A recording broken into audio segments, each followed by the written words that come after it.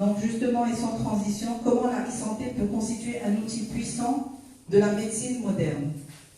Donc j'ai fait une petite recherche sur Wikipédia. La e-santé ou santé numérique ou information numérique sur la santé recouvre les domaines de la santé qui font intervenir les technologies de l'information, de la communication.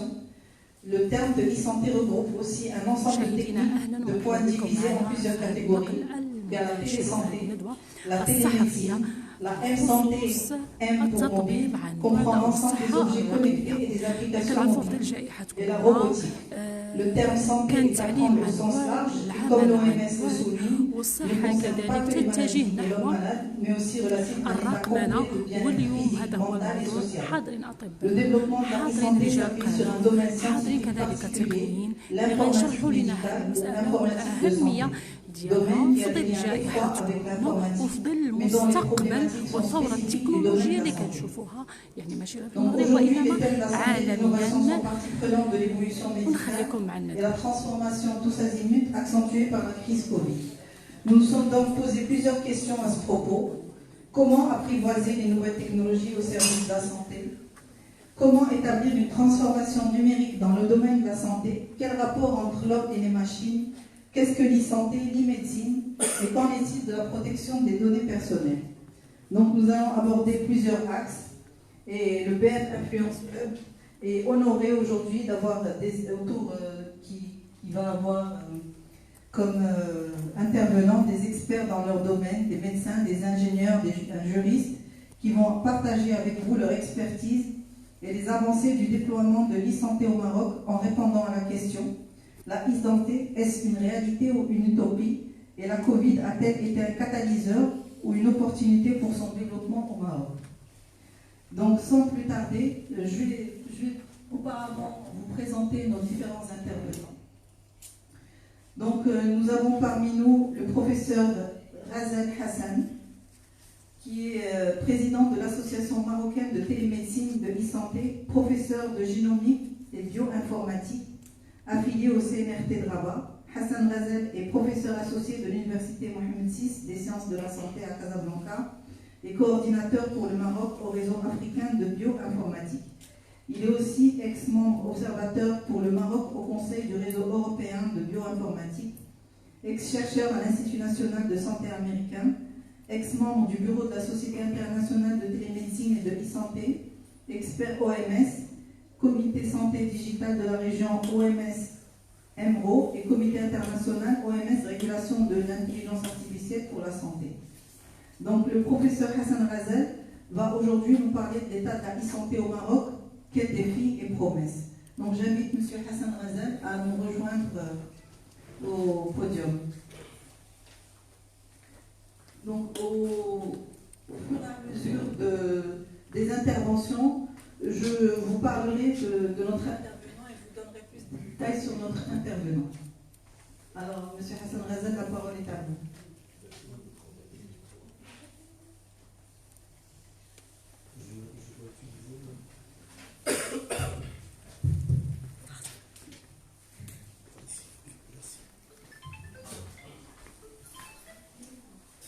Bonjour tout le monde, merci docteur Houti pour d'abord de nous avoir invité, associé à cet événement, et puis de la belle présentation que vous avez faite. Enfin, vous avez placé la plateforme sur laquelle se basera cette soirée débat autour de la e-santé ou la santé digitale telle qu'on aime nous la nommer. Parce que c'est, en fait, en termes de terminologie, on l'a vu, vous avez cité pas mal de termes: santé numérique, santé connectée, informatique de la santé, télésanté, télémédecine. Et il faut dire qu'on cite la terminologie est quelque chose qui est à l'échelle internationale, c'est pas uniquement chez les experts aussi. Ces termes ne sont pas encore très bien définis en termes de contours. Et puis, il y a cette tendance aujourd'hui de plutôt favoriser le terme santé digitale. La télémédecine et santé étant des termes très anciens, à un moment où la digitalisation n'a pas encore pris son essor au niveau des systèmes de santé et de pratiques médicales. Donc, pour un petit peu essayer je vais tout d'abord commencer par redéfinir, essayer de redéfinir, parce que redéfinir de façon précise serait trop, ce serait vanter des mérites que je ne dois pas. Mais avant ça, j'essayais aussi je vais quand même commencer par situer le contexte de ma présentation. Je vous prie de me rappeler quand j'arrive aux 2 minutes, sinon on s'oublie. Donc ici, tout d'abord, je vais essayer l'objectif de ma présentation est tout d'abord essayer de vous donner une idée sur l'état de la santé digitale au Maroc. Donc je vais plutôt préférer ce terme de santé digitale, mais en fait c'est la e-santé. Vous pouvez l'appeler e-santé ou santé numérique ou santé connectée, ça nous est égal à ce niveau-là. Quels sont les prérequis d'une implémentation générale et efficiente de la santé digitale au Maroc, y compris la télémédecine bien sûr? Quelle est la place de la santé digitale dans les politiques sectorielles au Maroc? Est-ce que la santé digitale est une priorité pour le système de santé marocain? Quelles sont les promesses et quels sont les obstacles pour une implémentation plutôt généralisée et efficiente de la e-santé ou la santé digitale au Maroc? Je ne peux pas répondre à toutes ces questions au cours de pendant 17-12 minutes, mais je vais essayer quand même de donner des éléments de réponse et à la salle, au moment de discussion, d'essayer de préciser tel ou tel aspect des choses. Mais tout d'abord, je vous donne le site de notre association, l'association dont nous sommes membres national, c'est l'Association internationale de télémédecine. Il y a le site isfdh.org si vous avez envie de mieux connaître les aspects de la télémédecine à l'échelle internationale et aussi savoir quand il s'agit d'événements nationaux, y compris celles du Maroc. Donc revenons sur la terminologie. Vous avez entendu le terme e-santé, santé mobile, télémédecine, santé 2.0, autour de la santé numérique, la santé digitale, la santé connectée. À vrai dire, c'est très difficile de s'y retrouver. Vous l'avez bien défini, Madame Chouti, lorsque vous avez dit c'est l'application des technologies de l'information et de la communication de la santé et la médecine. Donc, je tiens à préciser les deux aspects santé-médecine, parce que le santé c'est le système, la médecine c'est la pratique. Et donc, on va retenir cette définition dans la suite des choses. Mais les choses sont beaucoup plus complexes que ça, et la santé digitale, et il touche tout l'écosystème de la santé. Il y a un institut qui s'appelle Digital Health, qui a essayé de recadrer les différents concepts. Ils sont arrivés avec 6-9 dimensions de la santé digitale. Et donc, comme vous le voyez, vous avez donc 6 dimensions parallèles et 3 dimensions horizontales, transversales, qui touchent les 6 premiers.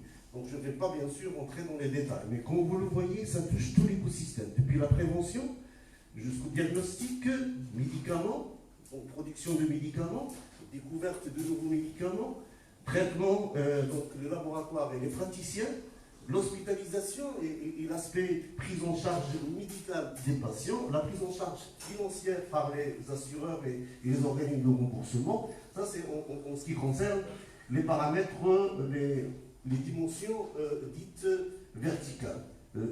Au passage, je tiens à dire par exemple, dans la prévention, il y a des capteurs qui permettent de suivre par exemple un patient atteint de virus mais qui n'a pas encore développé des symptômes. On pourrait le suivre pour prévenir, essayer de voir s'il n'y a pas des symptômes alarmants qui devraient nous obliger le médecin et le système de santé à prendre en charge le patient à temps. Il y a aussi, au niveau de diagnostic, il y a des applications qui permettent aussi de faciliter le diagnostic d'une pathologie. Il y a les chatbots qui aussi sont maintenant utilisés pour certains diagnostics, notamment les maladies mentales. Mais aussi, c'est une nouvelle tendance qu'on appelle les microlabs digitales. Donc vous aurez des microlabs qui sont dans une puce, dans votre ordinateur, dans votre smartphone. Et donc il y a carrément un bouleversement de la pratique de biologie médicale. Madame professeur Nadia Kamel pourrait le préciser. Donc c'est cette tendance, et on est dans la miniaturisation, l'automatisation et la robotisation Les prochains laboratoires de diagnostic seront dans votre smartphone. Je donnerai tout à l'heure un exemple. Et puis, donc, au niveau de la production de médicaments, on pourrait, par exemple, essayer de concevoir de nouveaux médicaments, notamment, par exemple, les médicaments contre la Covid-19, juste par la digitalisation. Et ici, nous avons dans la salle mademoiselle Louafine Zha, qui travaille sur un projet, qui a déjà trouvé des résultats concernant l'utilisation des produits issus du cannabis pour lutter contre la Covid-19 par digitalisation, par bioinformatique médicale. Donc au niveau de la logistique, au niveau des laboratoires et de distribution de médicaments, au niveau de la logistique, la gestion des logistiques, la gestion des stocks, et on verra tout à l'heure un exemple qui est utilisé dans la logistique de la vaccination. Au niveau des traitements, il y a des prothèses, il y a des puces qu'on pourrait injecter qui peuvent suivre, par exemple, comment évolue les battements de cœur d'un patient atteint de crise cardiaque, qui potentiellement peut-être pourrait développer des signes de crise cardiaque et qu'on pourrait donc agir à distance. Et attends. Au niveau d'hospitalisation, la digitalisation, la télémédecine par exemple, pourrait mieux permettre de gérer les urgences. Il y a par exemple au niveau de l'hospitalisation la téléréhabilitation. La téléréhabilitation, je tiens à présenter ici mademoiselle Zeynep Ousmani qui travaille sur un projet de téléréhabilitation pour la prise en charge des patients atteints de l'AVC pendant le rétablissement. Et puis, donc, au niveau de la prise en charge, les remboursements, une fois, si la digitalisation touche l'écosystème, là, ça nous permettrait d'avoir une rapidité de remboursement et puis la lutte contre les fraudes une fois. Ça, c'est au niveau parallèle, vertical, et au niveau horizontal. Nous avons les dossiers patients, le dossier médical partagé, les données du patient, les systèmes d'information hospitaliers pour la stockage, la sécurisation. Mais alors, ça soulève des questions d'éthique, d'interopérabilité, c'est-à-dire comment deux systèmes peuvent se parler alors qu'ils sont hétérogènes. Et puis, septième dimension, ce sont les plateformes technologiques, les startups. Donc, il y a beaucoup d'innovation qui est demandée en termes de télémédecine. Tout est à construire, pas uniquement à l'échelle nationale, mais aussi à l'échelle internationale. Il se connecter, il pourra, lors de son intervention, c'est la partie qui sera développée par Mme Boussaud, c'est pour tout ce qui est aspect juridique, mais aussi les aspects accréditation, certification et encore. Donc ça vous donne une idée de la complexité de l'écosystème. Et donc, comme vous le voyez, la télémédecine n'est qu'une petite composante de toute cette histoire. J'espère que les choses sont un peu moins claires qu'auparavant. Ce n'est pas l'objectif, mais juste pour vous dire que la santé indigène nous touche tous et toutes, et donc tous les aspects, et touche tous les aspects de la médecine et de la santé. Mais il faut dire que la révolution en santé digitale est en fait une double révolution. C'est la révolution d'abord de digital, mais aussi c'est la révolution dite génomique. Parce qu'aujourd'hui, pour essayer de diagnostiquer de façon précise une pathologie, il ne suffit pas par exemple, une personne atteinte du cancer du sein, pour le moment, on essaye de voir 2-3 gènes, voire une soixantaine de gènes, voire une centaine de gènes. Il y a des algorithmes qui permettent de trouver le traitement qui est la plus adapté à la personne atteinte. Une centaine de gènes, c'est primitif, parce que là, on est en train de parler d'un génome de 3 milliards de nucléotides, de 25 000 gènes, de milliers de micro-ARN, etc. Et quand vous passez au niveau de l'expression de ce gène, en termes d'ARN ou de protéines, on finit immédiatement par 10 milliards de données. Et ça pose énormément de défis. Ces défis-là sur lesquels je tiens à présenter Nihal Habib, qui a fait de bon travail en essayant d'intégrer les données de génome dans des dossiers patients pour essayer de mieux faciliter la tâche aux médecins lors de ces diagnostics. Parce que oui, des données, c'est bien d'en avoir, mais encore, il faut les médecins qui peuvent les comprendre et il faut encore les outils qui peuvent aboutir à des diagnostics et à des traitements qui sont efficaces et dits personnalisés. Donc, ceci nous ramène vers, en fait, on est dans un changement de paradigme. carrément. Le santé digitale, j'ai essayé d'énumérer ici une série d'éléments qui vont révolutionner, qui sont en train de révolutionner en fait le système de santé. Je ne vais pas rentrer dans les détails, on est prêt à discuter ça après, mais le modèle d'acte médical qui va passer d'un système, d'un traitement qui qui est en fait centré autour de professionnels de la santé vers un système médical qui est centré autour du patient. C'est plus la clinique qui est la source d'information, mais c'est le patient qui est source d'information. Et puis, donc, on est dans la capacitation de patient. Le type de traitement de médecine, il passera d'une médecine de la moyenne à une médecine de précision.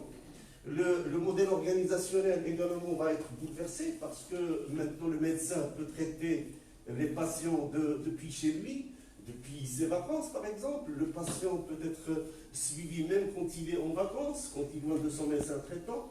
Et puis le modèle économique ici va complètement changer, ne serait-ce que dans l'automatisation des processus, les rentrées plus rapides et une lutte contre la fraude, et puis surtout l'aspect culturel. Et cet aspect culturel, j'insiste dessus, c'est là où le pied blesse. C'est là, c'est l'élément qui, à ce jour, rend l'implémentation de la télémédecine difficile, pas uniquement au Maroc, mais ailleurs, parce qu'on passe de concept de secret médical. Un médecin, il est tenu par le secret médical, on lui demande maintenant soudain de partager ses données dans un dossier médical informatisé ou partagé. Et d'ailleurs, la loi de la médecine exige d'archiver, d'avoir les données en archive pour les données patients, qui dit archival, dit risque sur la protection de ces données et sur la confidentialité et sur la vie privée.